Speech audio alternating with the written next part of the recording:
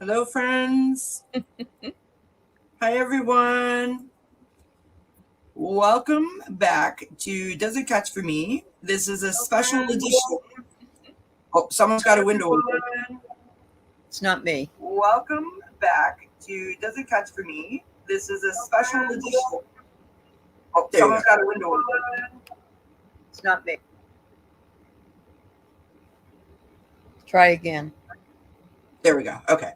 Thank you. This is a special edition of Oracles and Chat. We have a fantastic and wonderful Aley from Heart and Soul Connected. And we have, if everyone has not already met him, this is Michael Dyer.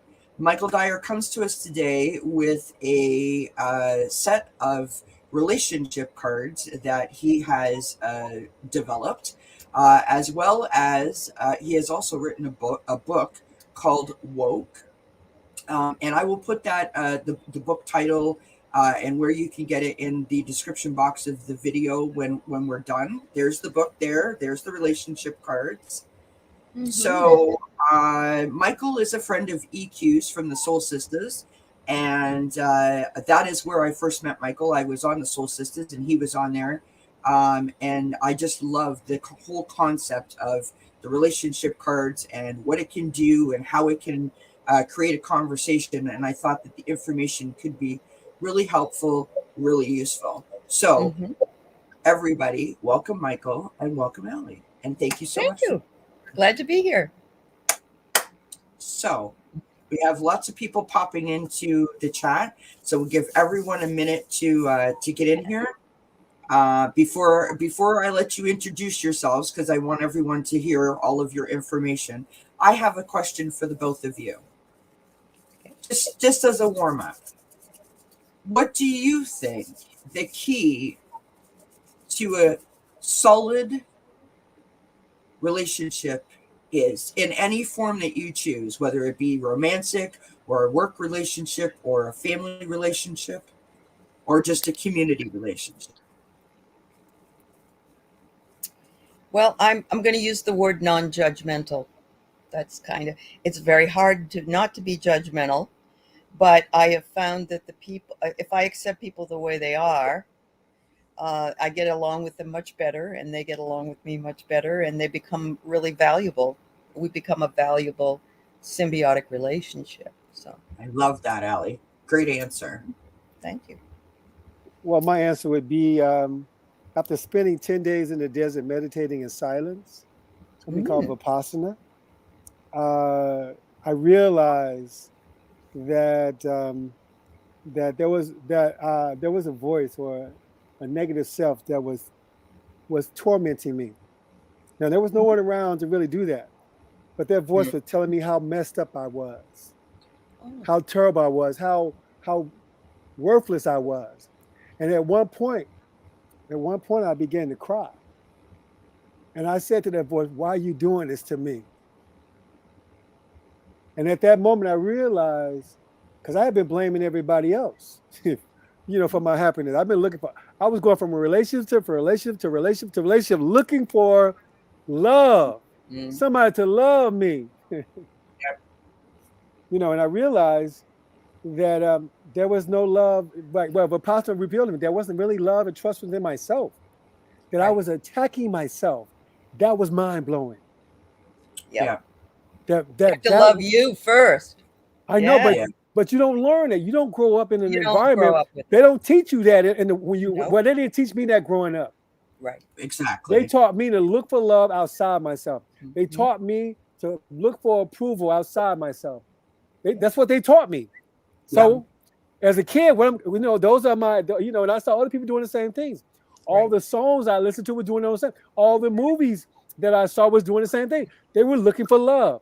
Right. Yeah. So there you go. I feel that for me, once I can really connect with myself and really love me, I think something special may happen outside that the world will reflect it back to me. Yep. That's awesome. I love that. Yeah, me too. Yeah. For me, I think that connection is the most valuable thing. have to feel like we're on the same page, like we make a good team, sort of like how we're going to do this tonight, whether, we're going to riff off of each other and, or when you're in the chats and, one person shares something and you like, oh, I know about that. And here, you know what I mean? And it just sort of organically happens. But you have to have something to sort of pull you together to allow that to sort of blossom. So I think connection, for me, would be the thing that I would say is what I think is the most valuable part of a relationship. So having said that, yay. Welcome everybody. We've got Valerie in here, Flowing's here, Jaleesa is here, Subsoul is here, Cardamancy Mesquite is in here, Sin is in here, Juno's here. So thank you everybody for popping in and for all the lurkers out there that are listening. Renee Rogers is just showing up. Thank you so much, Renee.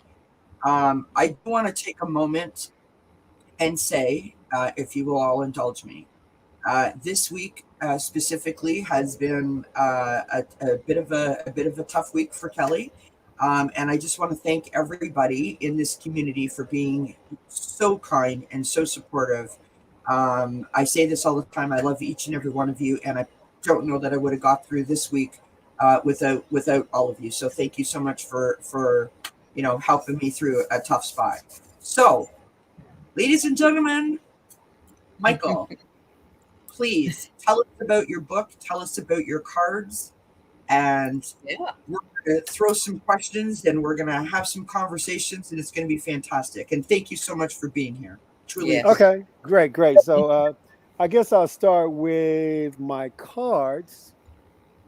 It's called, I hope you guys can see that, Authentic Connection. Okay. You see that? Yes. Perfect. So now I have a question. What are some of the blocks to having an authentic relationship? I want to ask that question. What are some of the blocks to having an authentic relationship? Now I want to throw this out to everyone. You can write it in the chat. What are some of the blocks to having an authentic relationship? And can Aley, can you define authentic relationship for me? Sure. Being yourself, and not having to put on a mask, or, well, not the one for COVID, but a mask on being somebody else.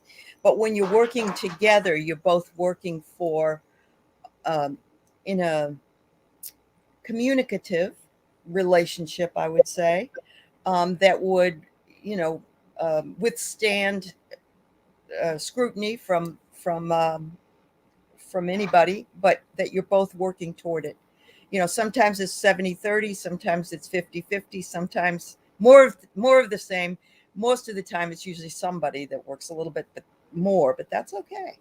Yeah, thank you for sharing this. That's real. Kelly, what is an authentic relationship for you? And did anybody write anything in the chat? Yeah, I've put it up there. Authentic connection. Yeah, Valerie's got trust. Yep. And that I think that's huge. Yeah, it is. I think for me, the blocks. Okay, what are the blocks? Blocks. Yeah. Kind of what you were saying in the beginning. I think a major block for a lot of people is they're not in touch with their own selves, right? As you were saying about yourself, that if you don't love yourself, it's very difficult to appreciate and reciprocate love or friendship or just a general respect for another person, right? So any form of relationship, if you don't appreciate those things within yourself, how do you reciprocate them back to another person and know that it's authentic? Does that make sense? Yeah. Yes. Anybody else have anything about what they think is the blocks to have an authentic relationship? We still got some people showing up, so they probably don't even know what we're talking about. Valerie, I agree with the word trust. Yeah. I really do. If you don't have trust, that's a blockage, Well, absolutely. So, and I think that, when Valerie wrote that, it kind of made me think of what I was saying, that if you don't trust, if you have trust issues, you may not put your whole self out there. Right. for you another won't be authentic. exactly, you're not going to Yeah. be authentic, and then that person doesn't receive from you what they need, and therefore they can't give it back to you because you've got like blocks, as Michael was saying, right? You've got blocks around you. Yes. Now, this is an interesting thing. Jalicia has said blocks every aspect of my life, pretty much. It is what it is. Jalicia has a lot of blocks around her. But my friends, Jalicia is working very hard on it. She is. And she's working on bringing those blocks down one by one. And the fact that she shares is the biggest step that Right. she can take forward. So Beautiful. Beautiful. Yep. thank you, Absolutely. Jalicia. Yeah. Cool. So I guess so. Anybody want to answer? I'm going to go ahead and give you my idea. Well, my experience of what the blocks of being authentic was for me personally. To have an authentic connection for me was difficult.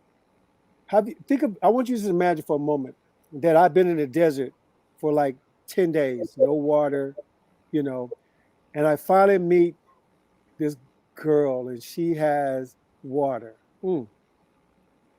And I really can't take no for an answer because I'm thirsty. Mm-hmm. I'm thirsty. I'm like at the end of my life. My heart is barely pumping. I'm hot, and she has water. Now, to be honest with you, I'm gonna say whatever I need to say and do whatever I need to do to get that water. Get her, give me water. I'm sorry, but I'll be honest with you. I'm gonna do what I need to do to get that That's water. right. Yeah. If she tell me, if she say, "Am I beautiful?" Yes, you are. Do you love me? Yes, I do. You know, if she doesn't like purple, you know what? I don't really like purple either. Mm-hmm.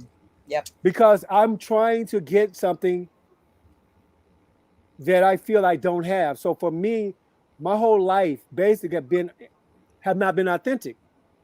You know, I grew up where my mom and dad abandoned me when I was a kid. So I felt already that something must be wrong with me. If they couldn't love me, if they couldn't accept me, then who can? Mm-hmm. And so what I found myself doing was becoming what you call a people pleaser. Yep. I became a Been people there. pleaser. You've been there. You know what I'm talking about, right? Me I'm too. trying to get people to love me. So therefore, if you know, I'm the nicest guy you want to meet because Sure. I'm a people pleaser. But yet sometimes, I remember one time I was going to go to a movie with a girl, and I said, "What movie you want to see?" She said, "What movie you want to see?" I said, "Whatever movie you want to see." And she Uh-huh. picked the movie I didn't want to see, but I went Yeah. to see it because I didn't want to disappoint. Right. Yeah, the fear of disappointment is, I mean, it is something that I struggle with to this very day. Yeah. And I don't even know where it came from. But what happens is you end up almost being like the proverbial doormat.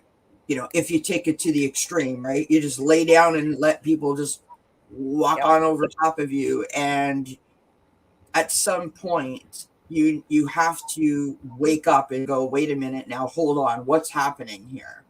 Yeah. And for those of us that have been able to do that, that's fantastic. But for the people that don't know how to do it, or the people that are stuck in that same pattern, this is why these types of things that you've developed, Michael, are so, so, so important. Mm-hmm. There isn't a person that I know, friend, family, or just a associate or acquaintance, that doesn't have an issue in a relationship. There isn't a person I know that doesn't have an issue. So this is so important. I'm so excited. I'm so glad you're here. Thank you. You know, and what you said was so powerful. Is that and you did it in the name of love? I became a doormat, like you said, in the name of love. Right. Yes. I wanted to be loved. Yeah. And if that means that I hold on to something that's not unhealthy, yeah, then at least I got something. And Yes. it's not the unknown.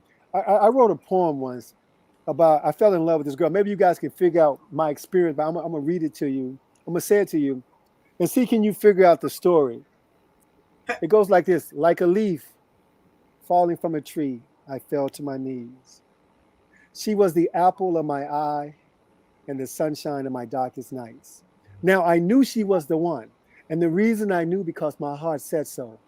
For she was standing in the wind with a beautiful golden glow. Her eyes were like pillows of light penetrating my soul. So like a leaf Falling from a tree, I fell to my knees. I knew she was the one for me. 1,000 years of loneliness, her lips I would kiss, her hand I would hold. I longed to see her face and to experience her embrace, to feel her voice upon my ear. For it has been 1,000 years with no love in sight. See, she would be the one to turn my cold nights to warm summer days.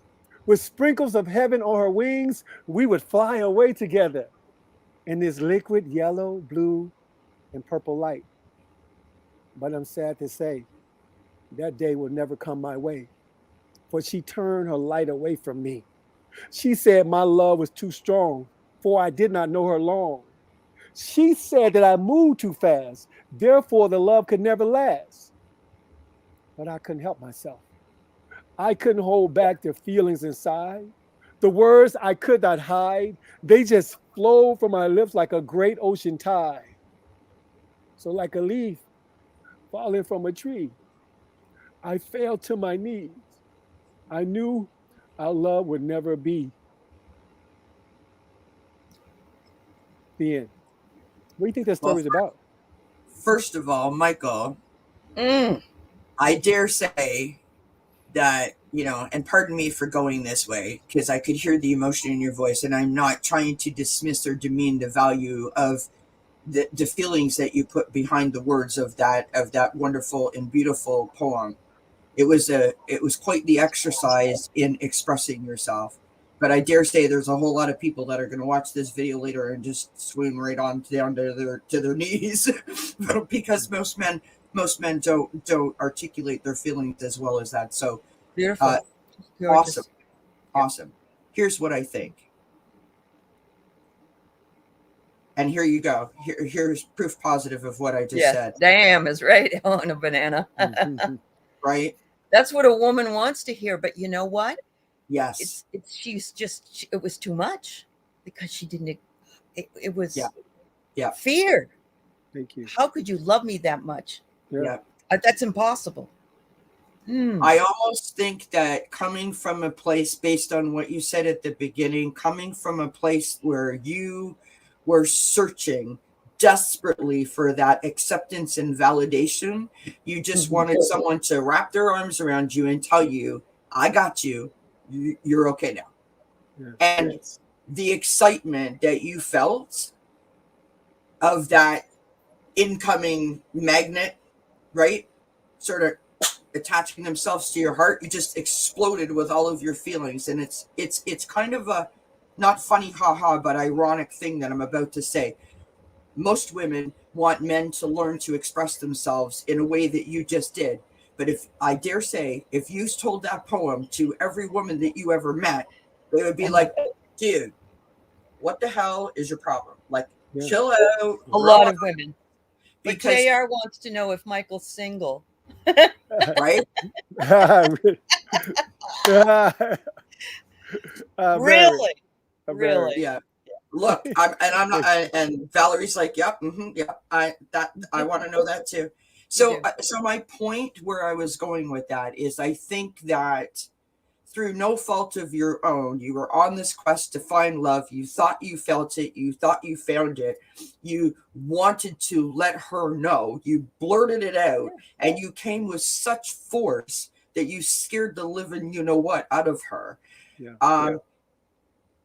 But my friend, that says more about her than it does about you. Sadly to say, it says more about her than it does about you, because as Valerie points out, it is possible that she may not have known how to love herself at the same level that you had experienced how to love yourself and express yourself. And that's why she would retreat backwards and go, whoa, what are you doing? I'm not ready for this. I'm not ready for this. Honest got a good point here. Honest says that, we've been trained to expect nothing from men other than financial security.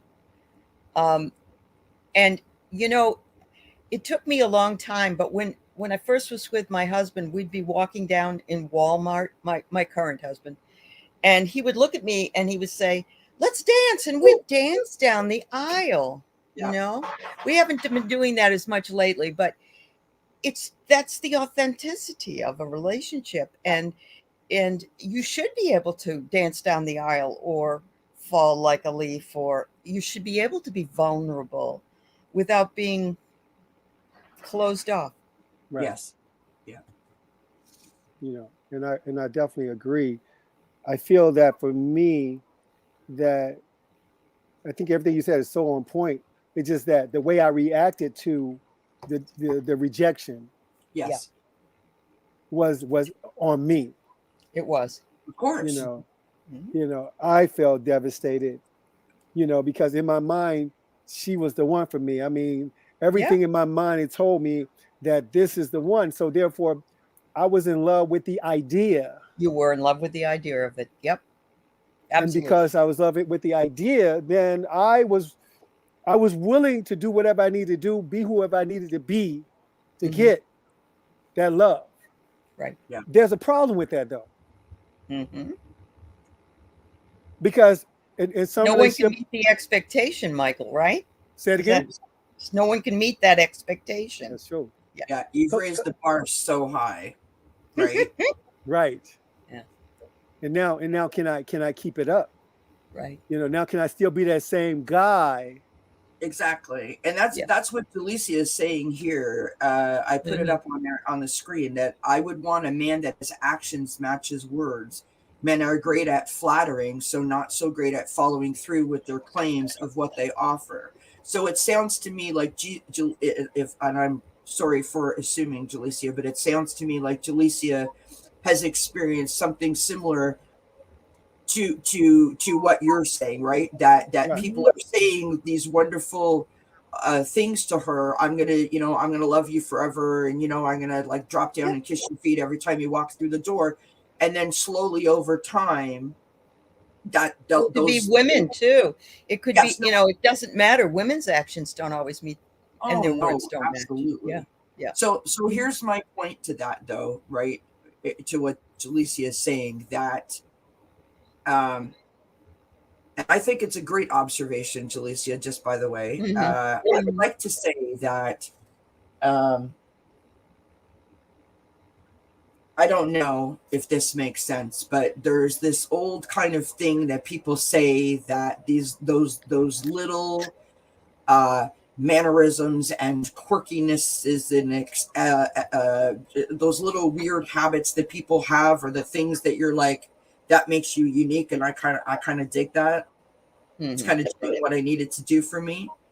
And those are the exact same things that end up like rubbing up against your skin in the absolute worst way possible, which is half of the reason why you get you get separated or divorced.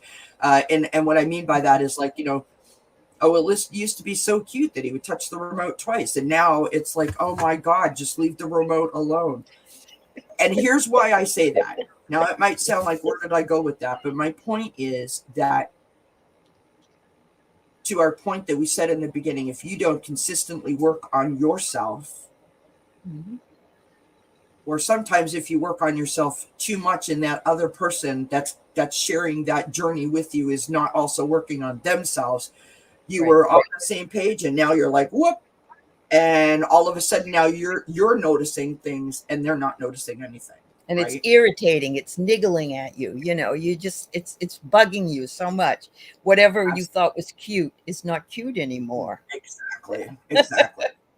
So to Michael's point about, that particular poem and that person that you wrote it for, I think Valerie could be right. I have no idea, but I just wanted to reiterate again that I think that it says more about that she wasn't ready to hear what you were saying. It's her problem, but it's also your problem. That's the thing too. We can own our, if we realize that we can't just say, well, what a horrible person she was. We have to own our own part of the problem. Yes. Yeah. Somebody said I think JR said that their problem was I came off too strong. Yeah. And the reason I came off so strong is because the fact is that as I told the story, it had been so long since I had someone to love. Yeah. It had been so long since I had that feeling. It had been so long since I had somebody tell me that they love me. And so I was thirsty. I was hungry for love. And I also felt that I needed to find it outside myself. Right. Right. If I could get this person to love me, my world would be great. And and there are many songs out there that talks about that. But I guess what I'm saying for me is that being in that space of being desperate, and then like somebody said earlier, if I got into a relationship, how long would I be able to put it? I think Jalissa or somebody said it. Once I find that person, how long would I be able to keep up that passion? Right. Right. And what part of me that I was pretending to be, because usually when you meet somebody, you don't tell them, you tell them everything that's great about you. You don't tell them about your fears and your darkness. Yeah, hey, I want to let y'all know that my darkness, that sometimes I steal stuff. You know what I'm saying? Everything you say is to look good. It is very true. In the beginning of a relationship, there's a lot of psychological proof that we fall in love with ourselves. It's how we feel in that particular thing. Yes. And it's not necessarily that the person's making us feel this way at first. It's saying, wow, I really like the way I feel when I'm with this person. And then it goes from there. But yes, there's a lot of things that you don't share at the very beginning that see, but Aley, that's healthy though. Healthy is saying this person make me feel this way. When I'm with that person, I feel a certain way. But when you say this person makes me feel this way, makes you feel right. Because of you, I'm happy. Like I always talk to my students. Can somebody make you mad? Everybody raise their hand. Can somebody make you happy? They raise their hand. Then I said, well, who's in control? Right. Yeah. If somebody can make you mad and make you sad, who's in control? Yeah. Nobody can make you feel anything, but it is part of our everyday speech, the me, and the I. And I do want to just go back for 1 second. I want to say to you, Michael, that not to the depth of the same feeling of the poem and that relationship that you were in, but just after I got divorced, I don't know why, but I sort of had my rebellious teenage years in my 30s after I got divorced. That's when I was like, hey now. And sorry, just keeping it real, folks. So I met this gentleman who would not be my typical kind of person that I would be drawn to, but that was what drew me to him, is that he was not the typical, right? Because the typical didn't work out. So I started to go for the not so typical. And we went to dinner. I think this was like our second date, which I don't really even understand the whole dating thing. That's for a whole other show. I'm just saying that for the So anyways, we come out of dinner and he's holding my hand and he's got the biggest smile on his face, and he's like, I'm so excited about my future. And as soon as he said that, like every alarm sound went off in me, and I was like, whoa, like, dude, I just got divorced. We just had dinner. Like, I don't even know your last name, kind of like, I mean, I did, but like, that's how I felt. Like, this is too much, too fast. This is not what I want. And so to our point that we've been making all along, you really have to know yourself. If I had the brain and the experience that I have now in that moment, I never would have even agreed to go out to dinner with him, because I would have known that that's who he was. That was the stage he was at. That's what he was looking for. And when I think it makes me feel horrible, I should have never done that. It was like I led him on. I made him think that was what I wanted. I was like, dude, I just want to eat. Like, you know what I mean? I just don't want to eat by myself. And that was wrong of me. It was. I should have been on it. Right? No, not on the second date. I mean, if you told me that a year after that he said that to you, then maybe you were leading him on. But the second date, you don't really know anybody until. Yeah. Well, don't feel bad about that. It's okay. It turned out it was never meant to be. He was a bit cray-cray, but anyway. there you have it. I'm But just saying. it goes back to why I created the cards, because I feel like a lot of us don't have authentic conversation in the beginning. Right. If you would have just said, I don't want to be alone, I just want to eat with someone, what it is that because we're not being authentic, and real, and so everybody's having their own relationship in their mind that has nothing to do with the person, so I think that is a skill. No one actually taught me, like, okay, when you meet somebody, be yourself. Now, we know in this world, somebody said it earlier, trust. Am I safe to be myself? Am I safe to share certain things? That's the key. Is it safe? Right. And most of us, and I'll be honest, I don't feel safe to share certain things. I wait, like, should I share this or should I wait?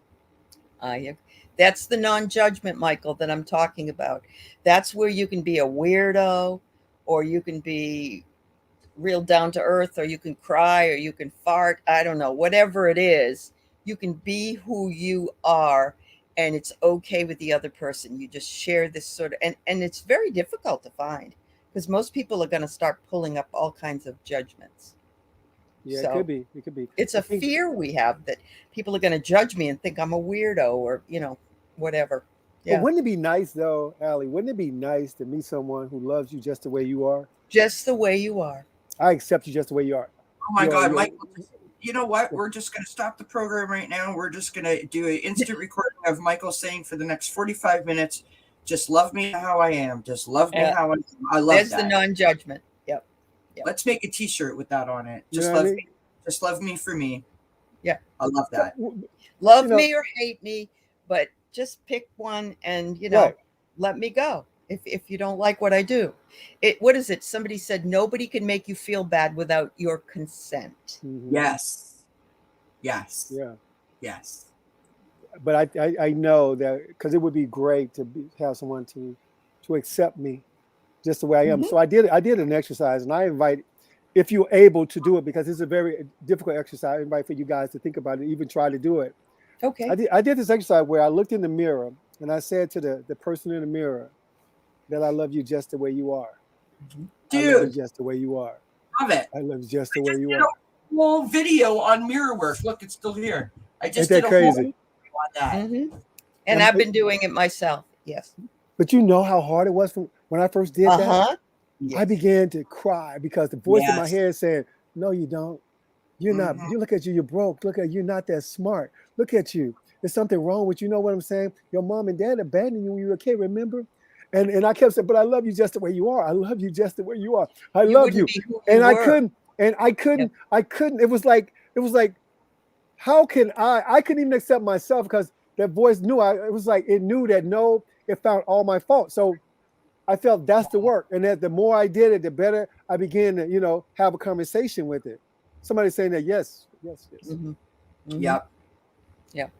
I just did a video on mirror work, not for, obviously, for relationships, but I did the mirror work video because it is something that I find useful to me. But what I said in the beginning is, if you look up, the definition of mirror work or reflective work, whatever you want to call it, it doesn't say that you can use it for that. I use it to have a conversation with me. So it's like having a conversation with your mom or your big sister or your best friend, where you are getting real with yourself. And the reason why I find mirror work so helpful is because I have a theory, and that is, you can't lie to yourself. I'm looking myself square in the eyeballs, and I'm like, girl, why? The important part when you do mirror work, please, is to try to shut that voice off in the back of your mind. So when that voice says, like Michael just said, you suck. Mm-hmm. Mm-hmm. Maybe I sucked, but the reason I'm standing here today is because I no longer want to suck. And I love you. I look at you and I see you and I love you. I appreciate you. You make my heart skip a beat. Yes. And we are going to work together so we no longer suck. Because what does that even mean? I know. What does that even mean? And so my point there is just to remember that little voice in your head is like, the yin and the yang on your shoulders, right? There's someone over here doing angel and devil. Yep. Right? Yep. Over here doing the negative. Yep. Okay, I'm going to get real. I hope that I don't offend anyone, but this is as real as Kelly ever gets, right? And you're going to make me emotional because when I get excited about stuff, I get emotional. you tell the person that is in the back of your mind that tells you that you can't, you're never going to accomplish anything, you're never going to amount anything. You tell that person to fuck off. And the reason that I say that is because you have the power. You have the power to tell that person where to go. Don't give them any space. Do not give them the space. Do not reside there. You're not renting it out. There's no like storage space back there. Tell them to hit the curb. It's you and me, whoever you see in the mirror, right? And the only other tip I'm going to give you is this. If you also have body image issues, don't start with a full-length mirror. For God's sake, don't do that to yourself. Start with a little compact mirror. Look in the rear mirror of the car, a little mirror where you're just looking at your eyes, because that's all you need to see. That's the only reflection that you need to see to have an authentic conversation with yourself. Well, Sorry. and I would suggest, even like for myself, I'm 66 years old. When I look in the mirror, I see a lot of wrinkles. And you know what? I earned every damn one of them. Absolutely. Preach it, sister. So I love that. Yeah. That's who I am. Yeah. That's who I am. Yeah. Sorry, I didn't mean to get so. No, Kelly, what you're saying is so on point. That voice is not really even you. No, it isn't. That's somebody, some people along the way, stuff that Absolutely. I picked up. Yep. You know, you notice a lot of times little children, they laugh, have fun because they don't have that same negative self-talk. Seeing the older we get a little more negative self-talk. You know, we get it from people. Somebody told me when I was little that I'll never amount to anything. Somebody told me when I was little that, you know, that I was ugly. When I was at school, a lot of kids would tease me, saying, you know, certain things about me. So a lot of times, matter of fact, all the time, anything that negative comes, it's not you that's saying it. It's that recording from listening to what people have said. Yeah. Believing it. And believing it. Yeah. Right there. Yeah. I love somebody just said, your drunken dad living rent free in your head. That's it. He needs to hit the road. It's time to move out, dog. Eviction time. Exactly. That's right. Well, you know, I have a series on my channel that I did earlier in last year on the shadow. And you're bringing up the shadow. It's your shadow side that's arguing with your other side as well. And you need to get rid of that shadow. A lot of people don't like shadow work because they feel like it's too painful. But in order to eradicate the shadow, we need to get in there and say, look, like you said, F you, you know, give them the finger, whatever. You are not going to be telling me what to do anymore. Yeah. I mean, I personally, speaking of the shadow thing, right? And I'm just going to own this for whatever. I have been told for many years that I have an issue with control. I want to control a situation. I'm not a control freak. I don't want to control people, but I want to control situations. I can, and this is an important point to make, because if you have that voice in the back of your head that you deem as negative, you have the ability to change it so it's not negative, but can still assist you if you feel that it is, right? So let's take the example of what I'm saying. I want to control a situation. As soon as I say the word control, everyone's like, oh, you're a control freak. I think, oh, I'm a control freak. People aren't going to like that. People don't like bossy bitches, right? So how do I make that control that makes me feel safe and powerful not negative? Well, it's real easy. I tell myself that I'm a Leo. I'm a born leader. All of a sudden, I'm not an asshole, right? I don't know how else to say it like that, but the point that I'm trying to make is we have those little voices in our head. We all know that, as Michael and Aley were both saying, from, you know, past environments, past people, the way that we grew up, peers, whatever the case may be. If that voice in the back of your head, if it's too painful for you to remove it, if you're not willing to put in the work to remove it, then try to be willing to reduce the amount of negativity that that little voice has power with when it keeps saying those things to you, right? Try to change it so it seems a little less powerful and a little more positive. And maybe you can slowly work through it that way. It doesn't have to be, oh my God, I want to throw myself on the sidewalk because this is just too hard for me, right? Yeah. Sorry, Kelly, Kelly, this is something that I do. This is a process that I learned to do from my training, is that I'll go back to the point where that information was given to me, like when I was young, like 7 years old. Let's say I go to my 7-year-old self or my 6-year-old self. I go to him and I can write to him, or I give him a hug. Or I'll put him in a chair next to me, and I'll have a conversation. Hey, like for example, let's say for example that part of me that's afraid and needing approval, and I call my little 6-year-old self and I let him talk to me. He might say to me, "Hey, Michael, they don't like me. They don't like me, and I'm scared because I'm ashamed of my clothes. I'm ashamed of my shoes because I'm poor and I have ugly shoes on, you know." And I would talk to him and say, "Hey, man, but you're still beautiful inside." See, what it is that when those things were given to me, it wasn't as an adult like my age now. That voice that I'm hearing comes from the past. It does. Something that what I call my inner child or my younger self or whatever, that part of me is the one that's experiencing it, and we're coexisting in this energy called my physical body. That's he or she is still alive. So if I can go back and love on him and love on her and say to her, and I think something you said, Kelly, is like, "You are so precious. I love you. I'm here for you. I'm going to protect you. I promise you. I'm here for you. I'm gonna do my best to love you." And that's somebody said, "But you let me down before. You let me down." I know I let you down before. I know. But I'm gonna just give me a chance. I'm learning, baby. I'm learning. Okay. It may and you can write this down. Yeah. And give that voice. It's energy that has existence. They say that energy cannot be destroyed or recreated. It can be destroyed or whatever is the word. What about energy? Anyway, anybody know what I'm talking about? Well, so what it is, that energy still exists. What we get a chance to do is, but it can be transmuted. Transformed. Yes. Transmuted, transform. You can begin to transform that energy. You know, and when you do that, my goodness, but it's practice because it's so many years. You know what I'm saying? It's practice. You know, you're not gonna just do it one time because it's over years. This energy has been building itself, and momentum is getting stronger. My job is to go back, either write to my dear younger self. I want the first thing to tell you, but also get in a voice.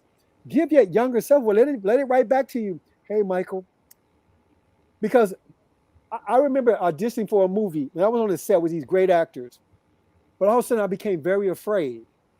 And I realized, where's this fear coming from? It's not like they can beat me up. I mean, because I've been working out, you know. So I realized it was my inner child that was afraid. Yes. It was my inner child that said, "Oh, Mike is you know, used to get picked on when you were little. Yeah. What if you mess up? What if you mess up? They're gonna make fun of you." Enough. Yeah. Reminding you that you're good enough that you couldn't hold your own. Right. Right. Exactly. Yeah. I think that's part of the work. Go ahead. Wouldn't you say that every age you have ever been is part of who you are, and every experience you've ever had, of course, and all the education and so on? And when I feel very insecure about something, I have to tell myself that was then and this is now. And you got through it. You know, it was painful. And it reminds you of that, but you're okay. You're okay, and you know, give that person inside of you a hug and say, you know, here I am. I'm here for you. I like that, Aley. I think that's very important. Not just because the baby self, the inner self, is not logical. Right. You can't reason with the inner. You know what I'm saying? I think what you said about giving that hug, you know, doing something nice for yourself, you know, is a feeling tone. That's right. Yep. Yeah. You know, we try change the result. You know, recognize it and change the result, or change your reaction to it. Yeah. I want to interrupt for 1 second. So Anna Banana had asked before, Michael, if your cards are just strictly relationship cards. And I think we're proving right here that that they may Relationships be are everything. about Yeah. relationships, but it's the relationship with yourself. It's a relationship with other people. It's a relationship with your heart, with your mind. Sorry, I didn't mean to answer the question for you, No, but you did. You Yeah. got it. Yeah, definitely. I mean, Yeah. Ali could have answered the same question. Yeah. You can get your journal out and begin to ask yourself these certain questions, and be revealed like, wow, yeah, you know. yeah. Journal. There you go. There you go. Let me know when you want to pull out some questions and stuff. Yes, do it Yeah. right now. Let's pull them out. All right. Let's ask questions. So I want everyone in the chat to know two things before we do this, because lots of people are asking about the cards. And thank you, JR, for putting Ally's site up as well as Michael's. Michael has a link that I put in the description box that is also now in the chat, that is letting you know where you can go to on Etsy to get the relationship cards. They're called Authentic Connection. And Michael is offering 20% discount. 20%. Or 20% discount. Yeah. Which is very kind of you. Thank you, Michael. So if You're anyone's welcome. interested in getting those cards, and so now we'll pull some cards so you guys can see what types of cards there are in the collection. I think there's like 140 of them or something. 144 questions. Yeah. Ooh. Yeah. So you All right. you won't run out. No.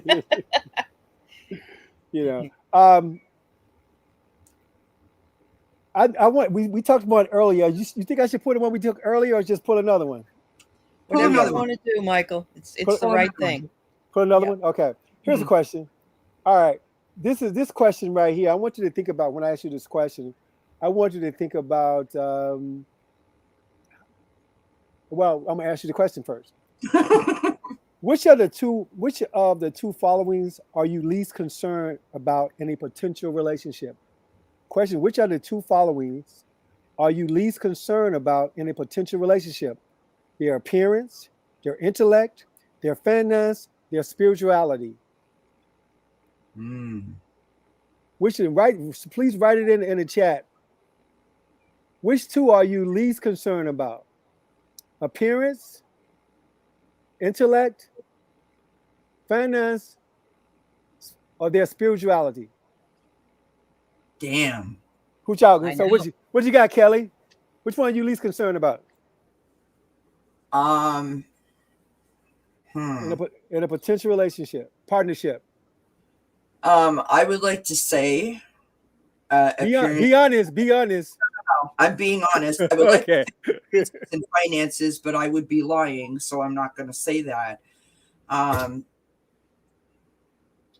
think that the thing that would be most important to me, which is interesting to me that I'm even going to say this, would be their spirituality, because I need them to get what I'm doing here, right?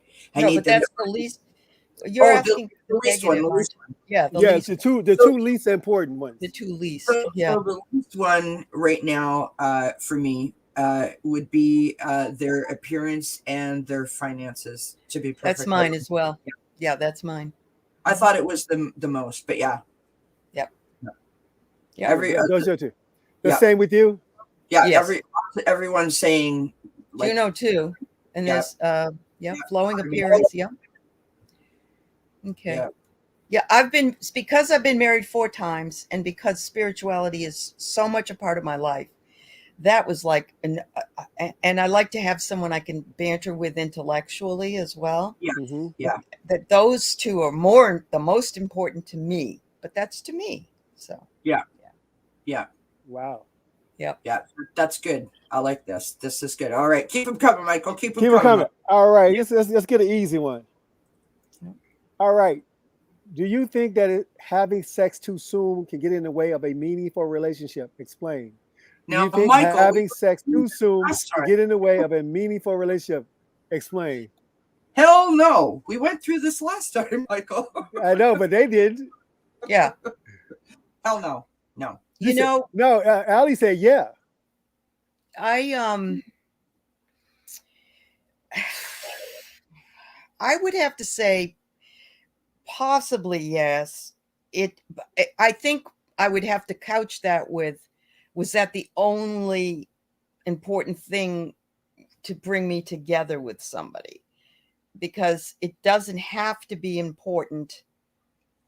It doesn't have to be important to me, but I think maybe part of that is my age. I don't know. Yeah. So you say yes, I or you say no? Aley says what?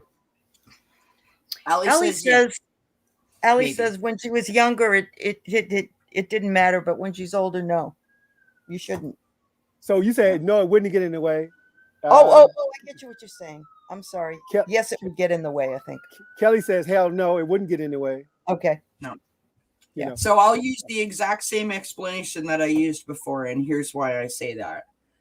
And I don't mean to sound like a broken record that I keep going back to this to how we opened this up when we were 1st talking, but you can take 7 days to fall in love with someone and know all that you need to know to say, you know, I give you my heart and I've got yours kind of idea, or it can take 7 years. If I know again. Are connected, because I used that word before. Two people are connected and they're on the same page, and that's where they go. I don't have any judgment about the fact that someone's having sex with somebody, right? Yeah, like no, I don't have any judgment about it, but no, I'm just saying, in my opinion, that I don't. I mean, I'm not saying I would or I wouldn't do it. I'm saying that you just don't think it would be a killer of a relationship, and I don't think it would be a killer either. No two people are the same. No two relationships are the same. And I don't think that it's fair to assume that because you felt a sexual connection or a sexual chemistry with someone, that all of a sudden that means that you know that you don't have a true heart. Like I don't see that as. I agree with that. Yeah, I agree with that. Everybody's different too. I mean, this question is not necessarily someone has to agree. They don't have to agree with you. It is an opportunity for someone to be authentic and be real. Like maybe to some people it's not, some people it is. For me, I feel that it can get in the way, and the reason I feel it can get in the way because sex is a sensation. It gives you a feeling in itself. Yeah, it promotes something. It's like a hunger for something. It's like this thirst. Now, when my mind is focused on the thirst, I really get to know what the mind is about. When I'm looking at that booty looking so good to me. That's right. So when I start thinking with my little man, my little man's like, let's get in, let's get this on. Right. You know. Yeah. And sometimes, and I kind of go with Kelly as well. Sometimes when you get the little man out the way, then you can really meet the person. You know, well, I had an experience with the one I'm married to now that we talked on email and so on for like 5 months before we even met each other. We fell in love in our mind before we fell in love with the little man and the little woman, you know. but you know, I think it's really dependent upon the relationship too. You know, that whole thing. Some people are going to be, you know, quicker too, and maybe not. So I think we got lots of yeses in here. Yes, trust takes time. Yes, I need safety. And Jalicia says yes, it depends because we connect with different people. Yeah, very definitely. Just depends on the person, I think. It just depends on the person. Yeah. Yeah, absolutely. Yeah. But I say hell to the no. I'm just kidding. Go for it, Michael. No. That's good. That's good. I think that and you having a conversation with someone, it's kind of good to know that, like, you know what, that you okay with, you understand that sex has nothing to do with love. Exactly. Because that's what you're saying. If you're able to be with somebody physically and when you just meet them, so you're saying I'm able to have this physical experience with you without really, you know. And I remember for me that sometimes I feel like it too. In some relationships, you meet certain people, it's a sexual relationship. It's physical. That's all it is. It's physical. It's like, wow, everything about this person turns me on. Exactly. You know? And sometimes that's where your connection comes from. And then you can have another relationship. That isn't even, I mean, it's not even on the scale of the top 10 things as to what keeps you together. Right. Right. Yep. Right. Kevin, the question was, repeat the question one more time, Michael, for Kevin. He's just joined, as well as Vivian. Yes. Hi, Vivian. Hi, All right. Kevin. I don't see the card, but the question is basically, do you think having sex too soon can get in the way of a meaningful relationship? Yeah. Do you think having sex too soon can get in the way of a meaningful relationship? I believe that it can, Mm-hmm. and it has, because at that point, I'm no longer really interested. I'm interested in the sexual feeling I get more so than Correct. who you are. Yeah. It can be confusing. Go ahead. It can. That's really interesting to me, Michael, that you just said that. And maybe the reason why I don't think that it is because it's never gotten in the way before. Okay. You don't compartmentalize that part of it. Well, or you Aley, didn't. Aley, let's not give me too much credit. I don't know that I did or I didn't, but I'm just saying it's never gotten. You know what was a problem for me was I grew, I'm older, so I went through the AIDS crisis of the 80s. Right. And I was single then. I was between husbands, and they told us that only homosexual men at the most would ever get AIDS. So I wasn't worried about it. Yeah. And I think that false sense of security also, I want to know someone enough so that I know what their history is. And so that I, not that I'm in that position right now, but if I was, I would want to know because, I don't want to jump into something and be, oh shit, I didn't ask that question, so that might be me. Before we ask the next question, just really, really quickly, that brings up a really good point. I remember having a conversation with a friend, this is years back, where I said about meeting someone, that awkward stage where you have that conversation, like how many partners have you had, Right. because I'm trying to go to your point, like, do I need to hire a private investigator or do I need a test, right. wrap myself in cellophane or whatever the case may be, what do I need to do? And they were like, oh, you discussed that? And I was like, really? Yeah. Wow. I was shocked.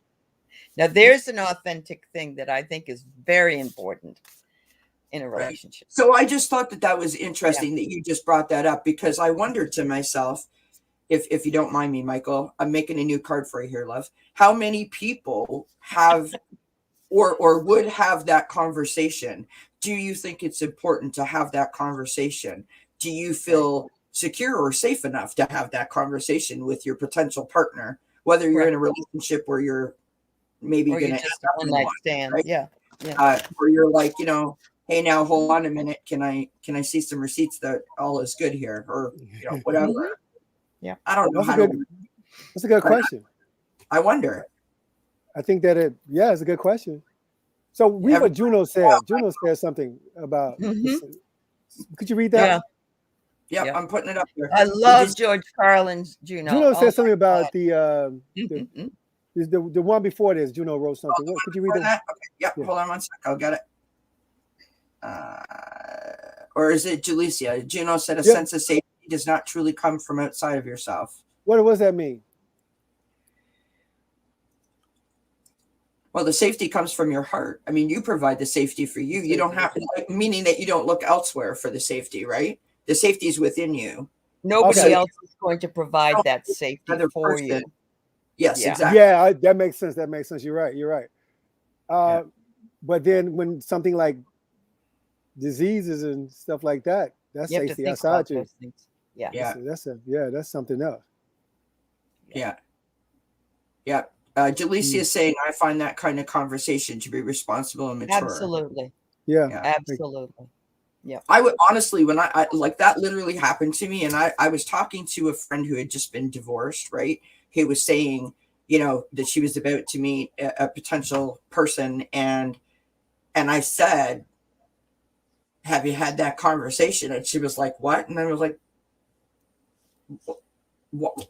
I mean, because you're protecting yourself. Why wouldn't you have that conversation? Like, I was like, it's a lot easier to have that conversation than it is to have the conversation after the fact. So have the conversation, right? Yeah. Anyways, tell us another card, my friend. Sorry, Aley. Bronx Sage, I understand what you're talking about. And I think it's different conversation than that. I would be turned off totally if somebody was telling me how they're going. us. Yeah, absolutely. But you can talk about, how do you protect yourself, or, what have you done in the past, that you can have that kind of conversation without saying, yeah, well, 500 or whatever.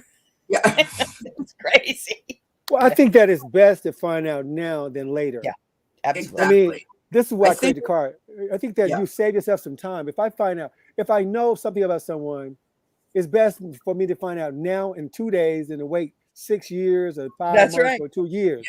Yes. So I think, like somebody said, we're adults. Let's have a real conversation. Let's not waste each other's time. I mean, I only want the person that's for me. Right. And if you're not the person for me, and you can't, if something about me that you can't accept, Yep. there's somebody who's like, you know what, I love you just the way you are, Michael, or whoever you are. Wouldn't that be, that's for me is the idea. I love it.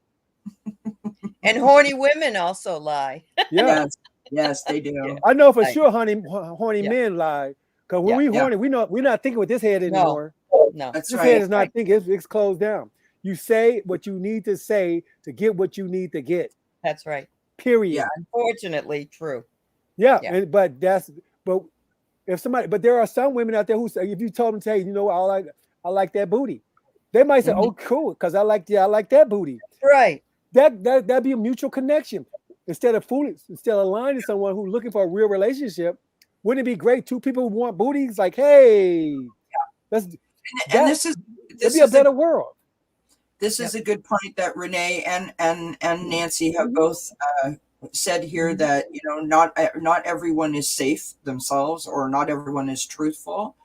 That is an interesting thing, and of course, and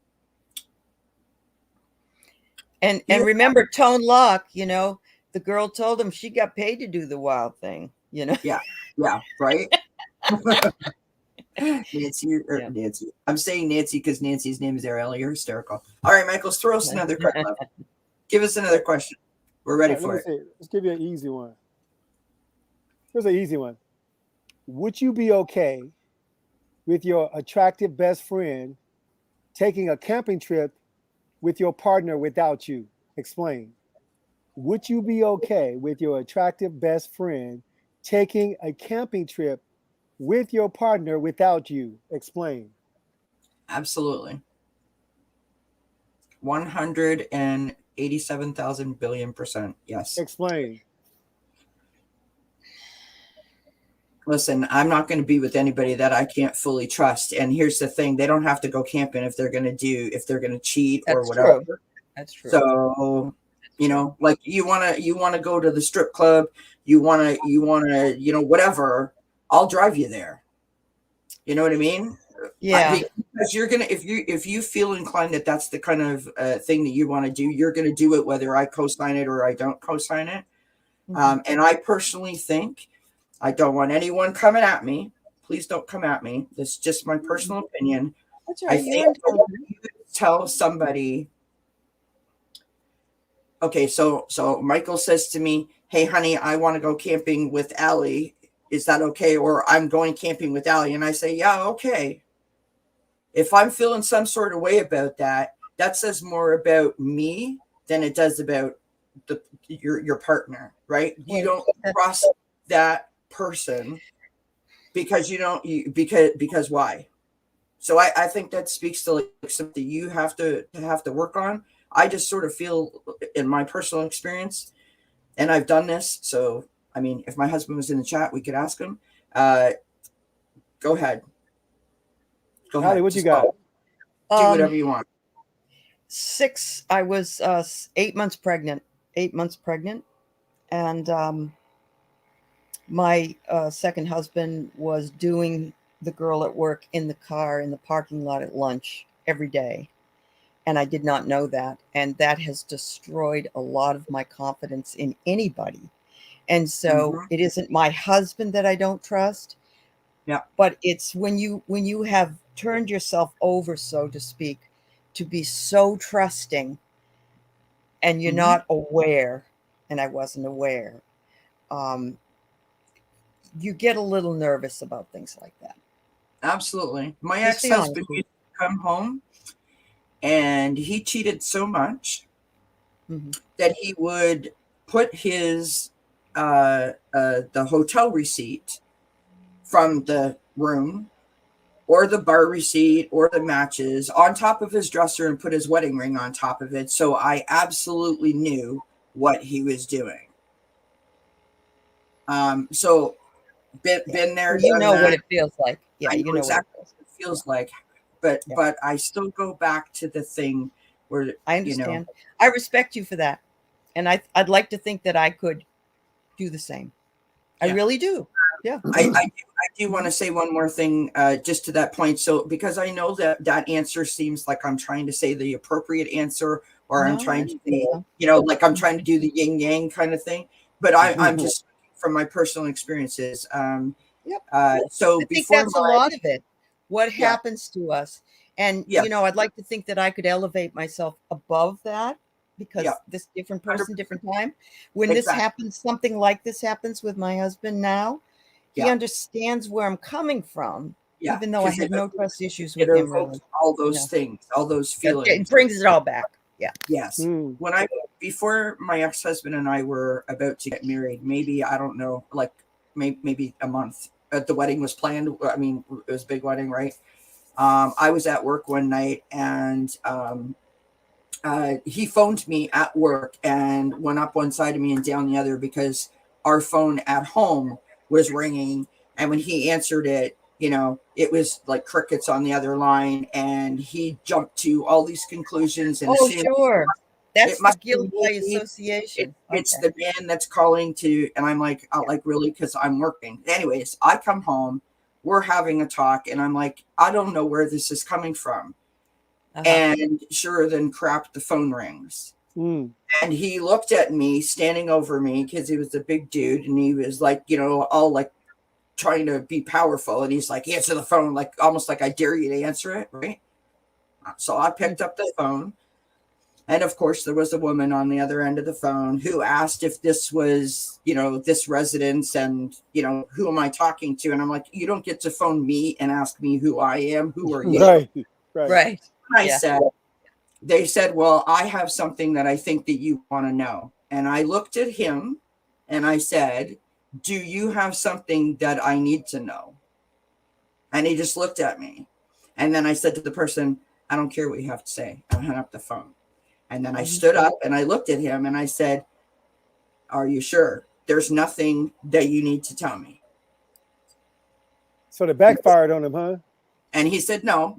And I said, okay, then you need to pack your bags and you need to go to your parents' house, because right now I need to figure out whether I still want to marry you. So the point I'm making is that I felt secure in myself to make that assumption for myself.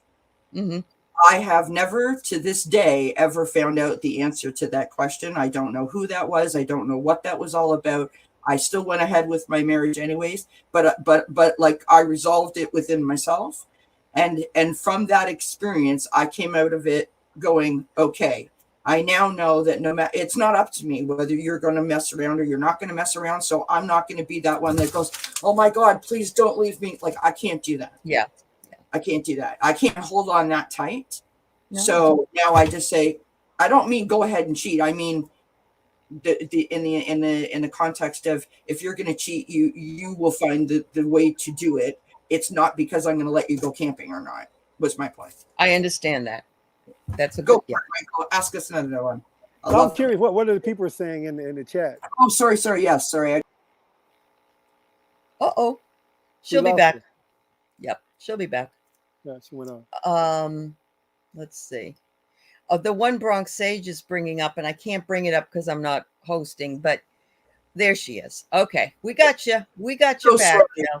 So no problem. I was bringing up Bronx Sages, but I couldn't. And I think that's a very interesting one. Yeah. I have a new mouse, and every once in a while I hit the wrong button, and I do the same thing. No, I do the same thing. Yep. So Bronx says, I had two coworkers who were friends for 20 years. Last year, one cheated with her friend's husband. She left the school because she couldn't take it looking at the friend who testified who testified against her. That's in awful. Court. Yeah. In court, yeah. Yeah. Yeah, that's terrible. That's very sad. Well, and I remember when I had gone, being pregnant, I had gone to a Christmas party, and that woman was there, and that's where I met that woman. And apparently, my daughter, who was a little girl at the time, walked down the hallway You're because welcome. my husband was there, and he saw her kissing her. And she told me that later on, that she saw the whole thing before it even really started. So, yeah, interesting. Yes. Yeah. Yes, we do. We do need the male perspective here. So, yes, absolutely. Absolutely. Anybody say anything else about, what they do? Something stood out? Let's see. No, I'm scrolling through here. Juno Okay. says that they think I think that I'm handling the mental emotional stress of the pandemic better than some because I was already used to being on my own and isolated. Finding this community has been so incredible for me. Oh, okay. Cool. Yeah. The way I feel about this question is that it reveals a little bit about who we are, how we think, and how we feel. Absolutely. It reveals, like, for example, Kelly, I love your answer. It's like amazing. But most people answer that question just like Aley. Most people say no. 99.9% of people say, no, I wouldn't. I wouldn't want to put them in that position. Yeah. I wouldn't want to tempt them like that. Them being on a camping trip. I wouldn't want to do that. I wouldn't, so they would say no. Now, sorry to interrupt you, Michael, but if you were going to ask that question, you were going to say, Kelly, would you ever say that to your potential partner? Hell to the no. I would never do that. I personally would never say to my husband, hey, is it okay? I would never do that. Right. Right. But me personally, I'd be like, yeah, go for it. But what I love about your answer is this. But wouldn't it be nice to be able to trust what you call your best friend? Now, if it's your best friend, think about that for a second. This is my best friend. And it depends on your relation, when you say, my best friend is somebody I trust with my life. Well, I feel that way too. You know what I'm saying? My best friend, I got a best friend named Lonnie. I trust him with my life. We played basketball together in college. We've known each other forever. And you say, well, would you trust with somebody who I say I love? Let's say my partner, who I say I trust with my life. Now, this is the test. This is the test. It is. This is the test. Now, you say this is your best friend, and you say you trust this person, but then when it comes down to the actual practice of it, a lot of times I get from a lot of people, 99.9% of people, good for you. No, they say the words. They say the words. My best friend. They freaking know it, but in practicality, they don't put it in practice. So that's real talk. That's real talk. It's easy to say my best friend. It's easy to say I trust you with my life, my partner. But then when it comes down to, can they go on a camping trip together? Hell no. I heard people say, hell no. Real quick. My best friend, who I had known since I was 9 years old, when I met my ex-husband and we had just started going out, we were somewhere, we were all out together, and I excused myself to go to the washroom, and when I came back from the washroom, she was putting the moves on him. So I heard the interaction. She didn't know I was there. He told me after, like, I don't know what to do. It made me feel really awkward. And the next day I called her and she came at me like, so are you going to take his word over mine? And I'm like, yeah, you lied to me. And I hung up the phone on her and I never spoke to her again. So I don't know if I feel that way, but it's just like, it's going to happen. It's going to happen. I don't really have to co-sign it. You know what I mean? And if I stop it, or if I try to stop it, then, that says more about me than them. I don't know. What about this though, Kel or Michael? I had a work friend, I have my best friend, who's been my best friend for 45 years. She and I saw my work friend that we both knew, her husband cheating on her. And she had just gotten married to him. And we saw this. We knew what was going on, and we told her. Guess what she did? What? She didn't like us anymore. Right. Yeah. It wasn't her husband she had a problem with. It was us. And, Yeah. Because we must be lying or something, I always think that's really interesting yeah. thing, because a lot of times the women will be the one that get ostracized. It's not the person who did the cheating, it's the person who told about it. Right. Yeah. Because the fact is that what am I supposed to do with that information? Right. Here I am. You told me, okay, I saw your wife cheating. What do you want me to do with that information? Right. What do you want me to do with it? I mean, you told me. What do you want me to do with it, Aley? What do you want me to do with that information? You need to confront that son of a bitch. That's what I think. But I understand and this person had just gotten married, like maybe 3 months. Right. And but this person that she married was not a nice person. We knew that from the beginning, but she didn't. And when we're in it, we don't want to know. We just got married. We just got you're right. What am I going to do with that? My whole life would fall apart if this man doesn't really love me, and I've only been married for 3 months. Yeah, I agree. I understand what you're saying. That's a good one. So if you had a best friend and you caught their spouse cheating or whatever, would you tell them? I would now. I don't care. If I see it, I'll tell you. Yeah. Actually, if it's my best friend, yeah. But if that person's not my best friend, you know what I think I might do? I think I might go to the person. Okay, so so I see. Okay. Well, I might go to the person that's doing the cheating and say, like, I just want you to know that I got receipts to this, and either you tell her or I'm going to. I see you. Yeah.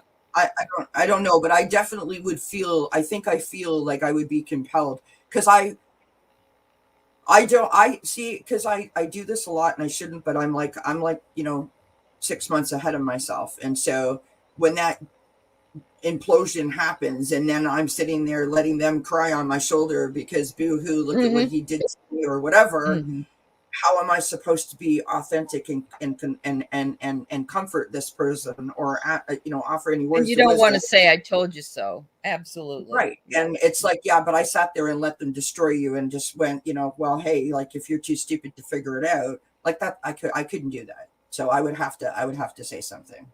So this takes me to the next question then. The question is, if the person you love sleep with someone else, does that mean they don't love you?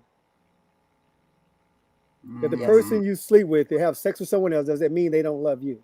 That's what I would feel. Yes. So you say yes. Well, I was pretty much told that though. So if a person you love have sex with someone else, does that mean they don't love you? And you say yes. What do you say? Yes, it does for me because even with his words, he said at the time, he said to me, I was never attracted to you. You're just not my style. Why the hell am I pregnant? How the hell did that happen? Yeah. Aley, damn that. Ouch. Oh, bad. Just a bad marriage. Ouch. Ouch. Ouch. Ouch. I don't know how to answer that, but here's the best answer that Kelly, I got.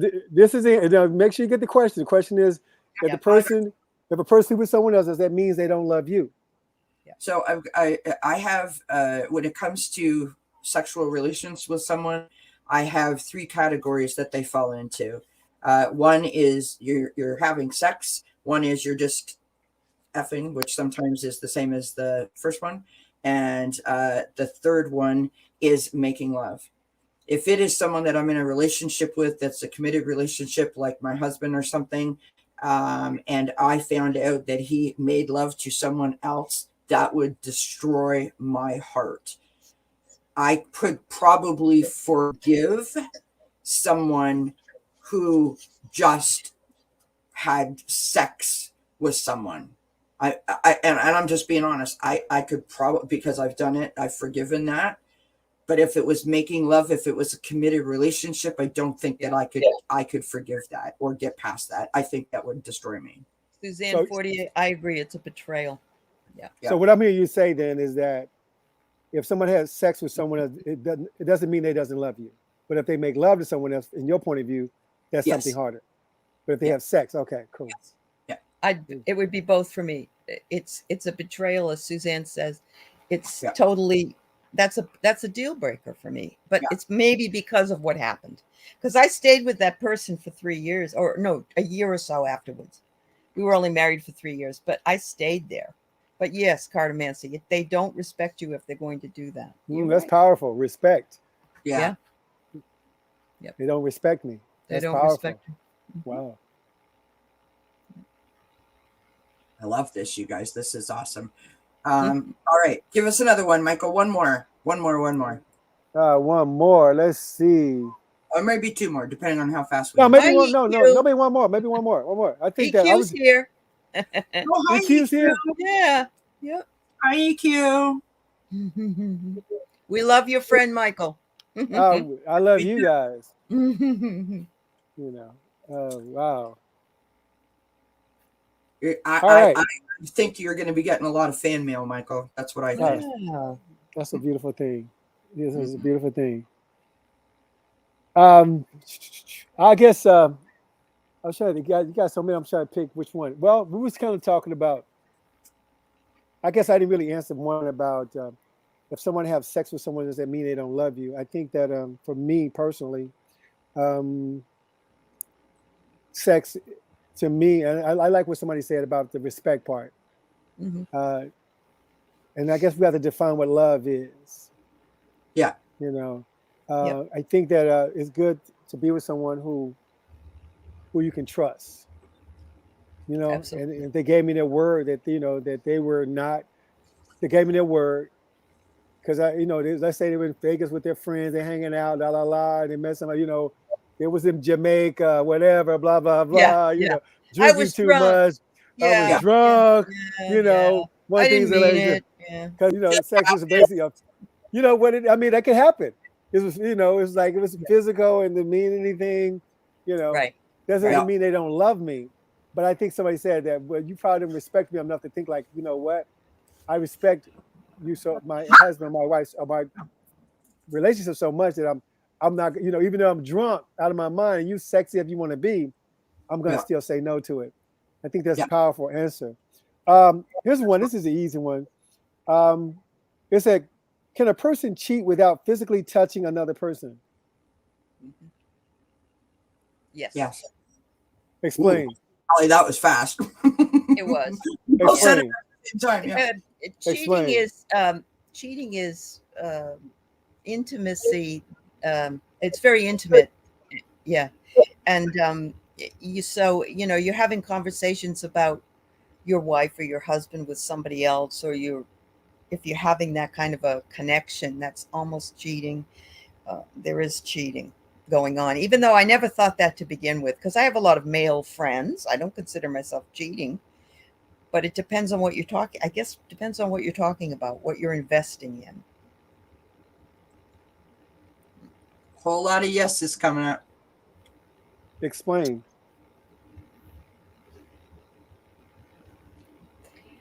Reading a comment. Here's what I think. I think that don't bite me. Don't bite me. In this particular case, in this question,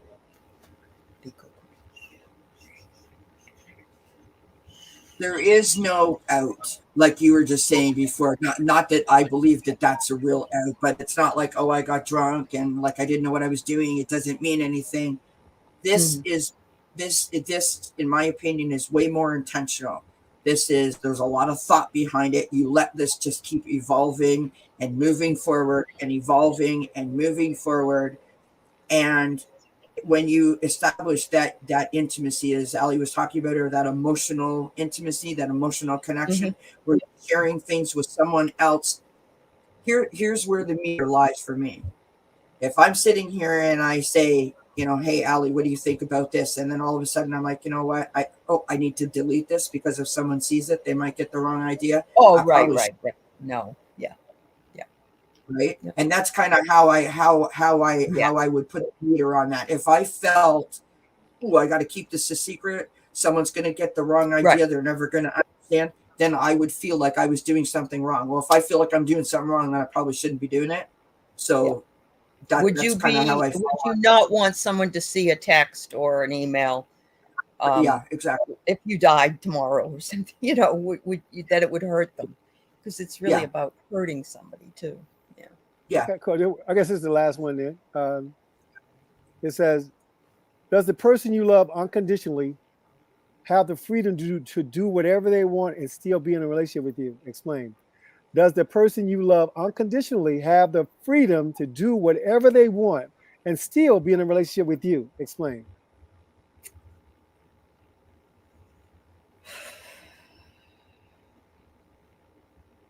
Who got this first? That's a tough one. That's a tough one. I would have to say I wouldn't have thought so, but there is a certain, I don't really want to go into what it is, but there's something that I absolutely will not tolerate. Yeah. And it's a no, you know, that's it. And actually I've been called on it many times, but I do love the person a great deal. So, you know, I just stay. But, you got to respect boundaries. Absolutely, Jalisi. Yeah. When I met my new husband, the one that I've been married to for 17 years, who is my rock star, we had a really, really bad fight, like a really bad fight. And we lived in an old apartment, and there was like metal cupboards. And I was in the kitchen, and he was like kind of coming in and out of the kitchen as we were like this, right?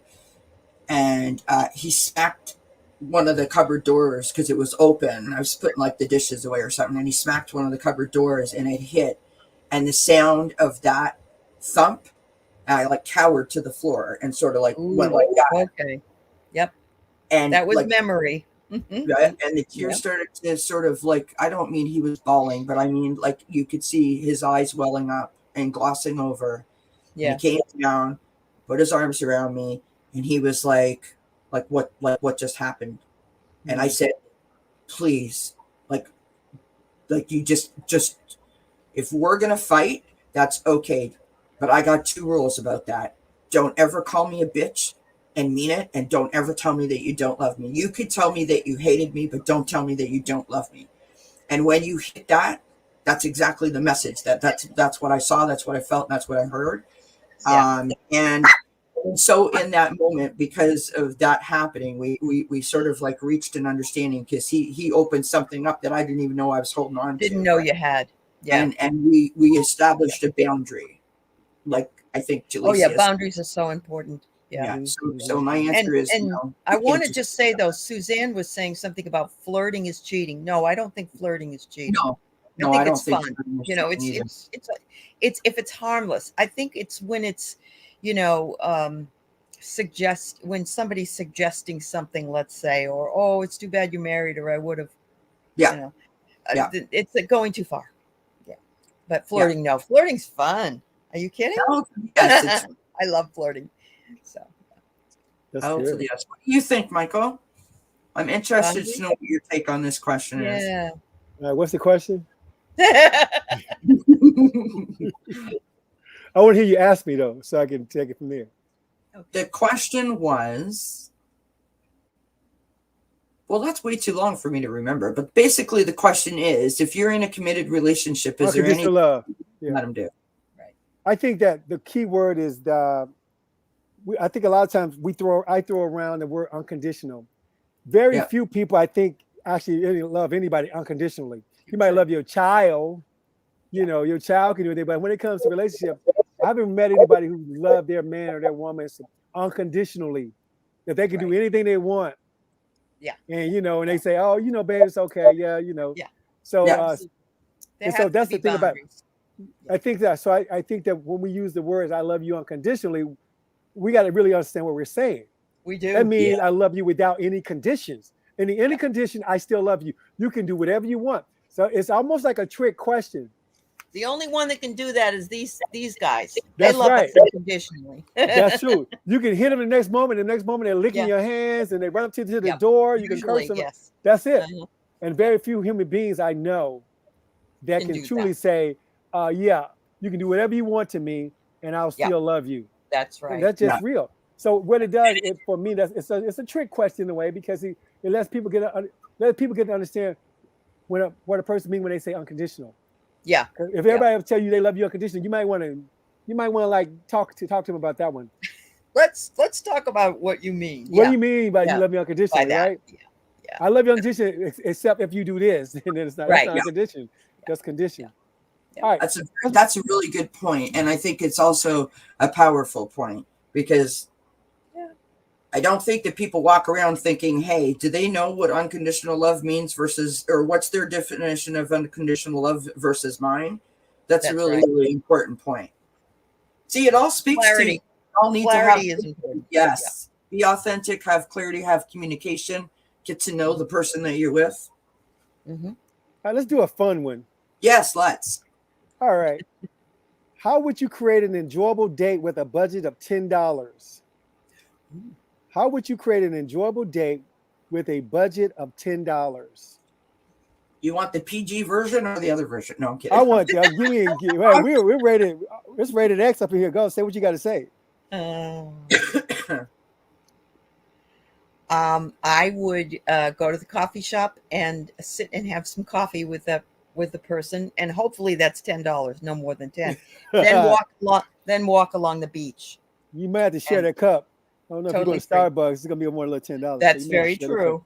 That's very true. You might not. Okay, so you say coffee and take a walk on the beach. That's beautiful. Yeah, Aley. that would be wonderful. Yeah. It would be totally simple. I do like a picnic, whether it's at home, whether it's outside. What are you having with that picnic though for $10? What can you get? Where you going? You can't even get McDonald's for $10. I know, right? So what you gonna have with your picnic? You're making PB&J sandwiches at home. There you go, with chips. Yeah, like nothing fancy. It's I because it's me. Oh, I like Valerie's. I like What Valerie say? Yeah. Well, sorry, it keeps moving up. Buy some sage and throw some cards. There you go. Yep. Oh, EQ, I like that too. EQ says go to a park and eat ice cream. Juno says starts with a can of whipped cream. Girl. And that's why I said, do you want the X-rated silly version? String. You can get 2 things of silly string.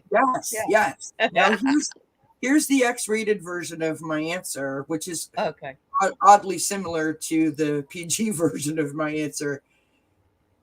Well, basically I would just have a picnic, but we wouldn't be in the park, or maybe you could have it in the living room. Yeah. Right. So that's great. I love it. I would go. I don't know if you guys have a Trader Joe's there where you live. You have Trader Joe's? Oh yeah. I'll go to Trader Joe's, get different little tasties that we can, fruits or whatever, just a tray of whatever good tasties. I will we'll go on it. I like the picnic thing. I would go on a picnic, blindfold my date, and then feed them different food and let them just get tantalized by what they're tasting. Strawberry. Guess what that is? Mm-hmm. Yes. Just feed. They don't know what's coming next. They don't know what's coming next. Woo! Oh, Cartomancy's got a good one. Yeah. I also like this. Uh-huh. The other thing you could do is you could watch something like, I love The Bridges of Madison County. I don't know why, because but I would have left with him at the end. She stayed with her husband. But I love the simplicity of the meal and the dancing in the kitchen. Yeah. Well, you already mentioned that you're all about the dance, right? I did.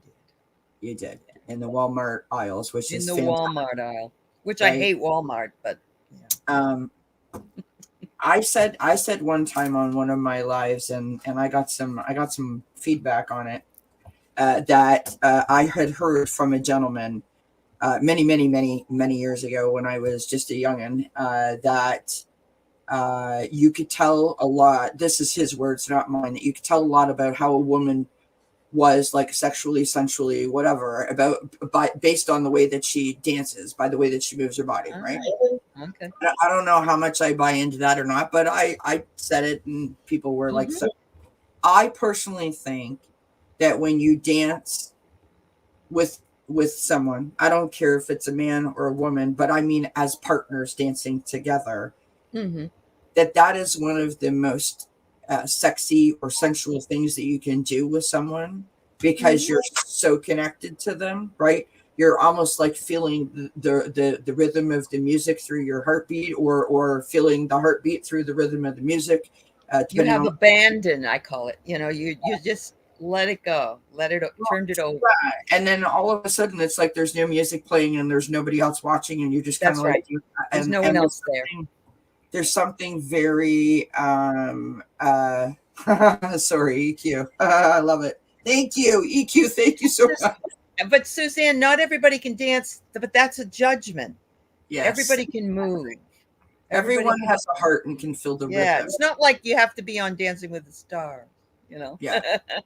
But yes, this is exactly, thank you, Gino. That's exactly what I was trying to say. Dancing is very intimate. That's where I was going with it. And what do you think about that idea, Michael? Yeah.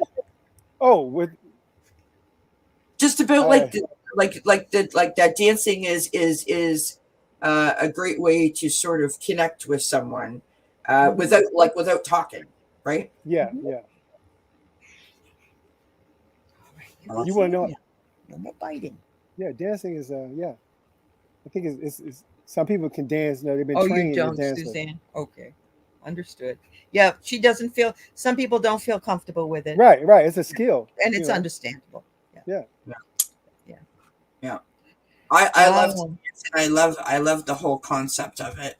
But anyways, do you have one more really quick question for us, Michael, before we go? I think that's it. That's it for now. Okay, we should do it again. We should do it again because I think that it would be fun. So, I mean, is this not awesome? So yes, Michael's cards. Tell us where we can get your cards, Michael. Yeah, you can go to Etsy.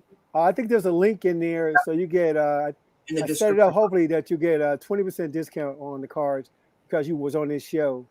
It's called, the discount is like 2022 woke. Okay. That's the discount. Can you get the code. book on there too, or the book is on Amazon. Let me see if I can show you a copy.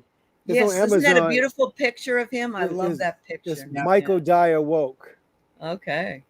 Yep. That's awesome. Yep. Yeah, that's beautiful. Yep. Michael Dyer woke. I don't know. I didn't put it in the thing, so maybe if you can write it in there, Michael Dyer woke on Amazon. Yep. I'll add them there into the description box when the video is done. To everyone who joined us in the chat and participated in the conversation, this is fantastic. Thank you so much, Michael. Awesome. I mean, honestly, I sort of feel like you could be like a regular feature on anyone's channel when you still wouldn't run out of topics. It's amazing. Thank you. You're bringing something really, really good to light. I love it, Michael. I love it. That's my intention. Thank you. Thank you so much. And thank you also for the beautiful poem that you shared with us. Yes. Thank you. Honestly, like I felt your emotion, so I appreciate you doing that. So and a lot of people don't feel comfortable reading. I mean, I'm a literature major. Teacher. So I was very touched by it. Oh, thank you. Yeah. Very touched. Yeah. Aley, everyone here knows how much I love you. And I had said to Aley in my email to her that I consider Aley like the Barbara Walters of where she's, because she's bringing so many people together. And I thought that this was a really good connection and collaboration. So thank you so much. Absolutely. Oh, you're most welcome. It was so pleasurable. Thank you. You guys are awesome. You rock. Aley's channel is in the description box I'm sure that all of you know her, but if you're not subscribed, please go subscribe. Please show Michael some love. Go and check out his cards and his book. And I just want to say once again, thank you to everyone for being so supportive to me this week.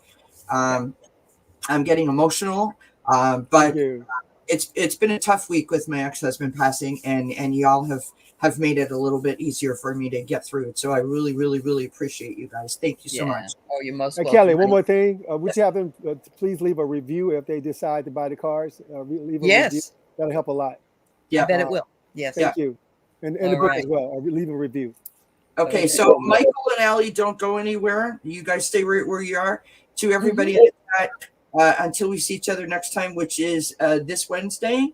Oh, sorry, Aley, do you have anything coming up that you want to mention before I'm going to be on with Valerie on her channel tomorrow at 11 o'clock, and we're going to just be riffing and talking and spending some time throwing some cards. So come on over to Valerie's channel if you can later. Thank you. Thank you. Sure. Does someone want to put Valerie's link in there so everybody knows where to go to find Aley? Valerie, put your link in there, would you? That would be great. But I will also have it on my community page because I did put this on my community page earlier. Yeah. Thank you. You're so kind. Wednesday, January the 12th, I believe it is. This Wednesday, 6 p.m. Eastern time. Indigo Crystals will be with me, and we'll be doing some healing readings for our Achieving Wellness session. And don't forget, tomorrow you will have the top 10 tips for the week for whatever I decide to do them on. And also the weekly pick piles will be up there, so everyone can check those out. Don't forget, check out the tapping video. Don't forget, check out the mirror video. I'm pretty sure that it's going to be able to give you some tidbits of information to help you, achieve whatever you're working on for self-care. I love you guys. Blessings to you. Mwah! Love you guys. Bye-bye. Peace. Bye, everyone.